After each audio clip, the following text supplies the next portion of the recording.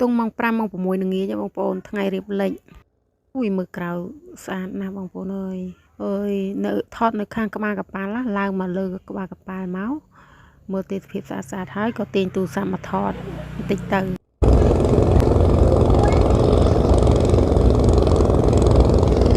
បងប្អូនមើលពីចង្ងាយទៅឃើញទូកលឹមទូកនឹងទូយតែមួយទេប៉ុន្តែបើកបណ្ដែតមកលឿនស្លេវហ្មង